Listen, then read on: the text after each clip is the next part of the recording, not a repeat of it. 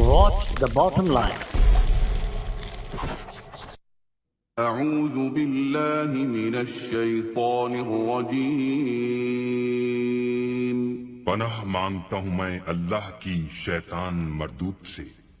بسم اللہ الرحمن الرحیم شروع اللہ کے نام سے جو بڑا مہربان نہایت رحم والا ہے۔ خیرہ نہ کر سکا مجھے جلوائے دانش فرنگ، سرما ہے میری آنکھ کا خاک مدینہ و نجف۔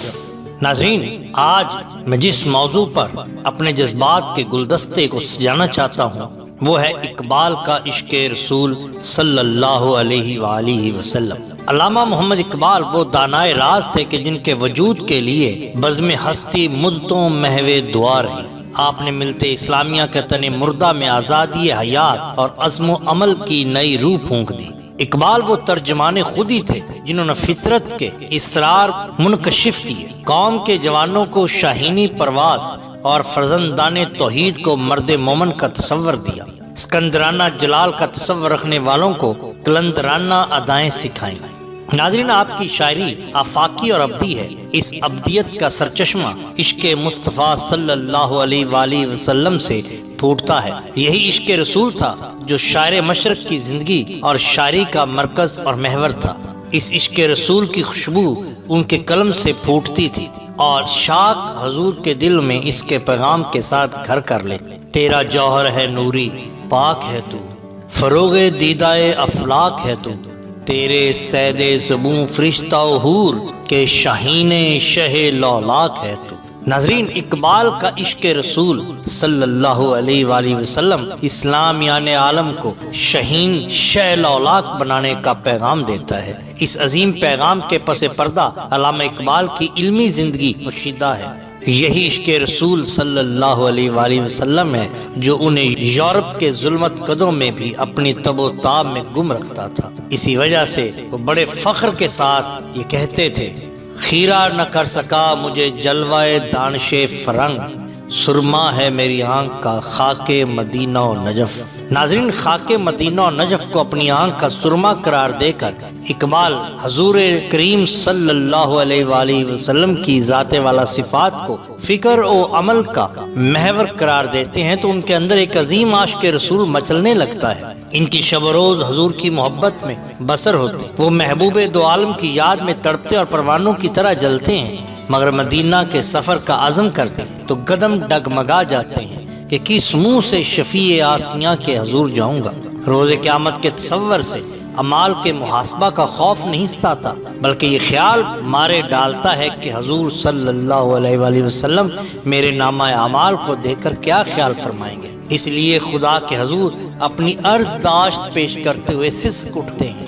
جناب والا، اقبال کا عشق رسول محض لفظی نہیں بلکہ عملی ہے۔ وہ پوری ملت اسلامیہ کو اسوہ حضور صلی اللہ علیہ وآلہ وسلم کے سانچے میں ڈھالا ہوا دیکھنا چاہتے ہیں۔ ان کے نزدیک عطیہ الرسول ہی عشق رسول کی معراج ہے۔ اپنے ایک مکتوب میں وہ لکھتے ہیں کہ حضور نبی پاک صلی اللہ علیہ وسلم سے انسانیت اپنی معراج کبریٰ کو پہنچ گئی۔ اب ہر انسان کے سامنے معراج انسانیت کا نمونہ محمد الرسول اللہ صلی اللہ علیہ وآلہ وسلم موجود ہیں۔ جتنا کوئی محمدیت کے رنگ میں رنگا جائے گا اتنا ہی قرآن اس پر نازل ہوتا جائے گا۔ خیمہ افلاک کا استادہ اسی نام سے ہے، نبض ہستی تپش آمادہ اسی نام سے ہے۔ ناظرین، اقبال کی شاعری اور عشق رسول لازم اور ملزوم نظر آتے ہیں۔ عشق حضور صلی اللہ علیہ وسلم میسر ہو تو ذروں کو آفتاب کی چمک، قطروں کو سمندر کی وسعت اور بندے کو سلطان مدینہ کی نسبت عطا ہوتی۔ یہی وجہ تھی پنجاب کی خاک سے ابھرنے والا اقبال عصر حاضر میں کاروان عشق و سرمستی کا سب سے بڑا ہدیہ خواہاں بن گیا۔ اس کی آنکھیں مدینہ کے تصور سے زوبار تھی تو دل محبت محبوب خدا سے سرشار تھا۔ اس میں محمد صلی اللہ علیہ وآلہ وسلم کی جاذبیت نے اس کے افکار کو منور کر رکھا تھا۔ یہی عشق رسول کریم صلی اللہ علیہ وآلہ وسلم تھا جس نے اس کی فکر کی وسطوں سے اسلامی ریاست کا تصور ابھارا، اور وہ مسلمان کو محبت رسول کی نسبت کا واسطہ دے کر پکار اٹھا کہ بازو تیرا توحید کی قوت سے قوی ہے، اسلام تیرا دیس ہے تو مصطفی ہے۔ ناظرین، اقبال حضور کریم صلی اللہ علیہ وآلہ وسلم کی محبت کو ایمان ہی نہیں بلکہ جان ایمان قرار دیتے ہیں۔